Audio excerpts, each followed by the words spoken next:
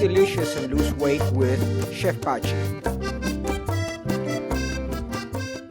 Hi, this is Chef Pachi, and today we're gonna make some amazing baked asparagus with Sauvignon Blanc, something out of this world.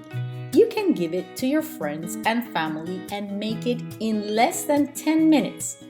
The first thing we're gonna do is we're gonna cut the woody ends of our asparagus and place them in a baking pan. We want to place them in a baking pan so that they're not one on top of the other. This is super important so that they all get roasted evenly and they all get that delicious flavor.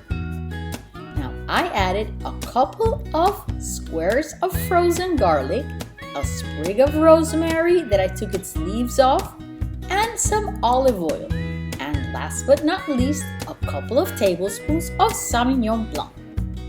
We just want to add enough so that it boils out and sautés these asparagus in no time. These asparagus are going to be cooked at 425 degrees Fahrenheit for 8 minutes. And voila, look at them.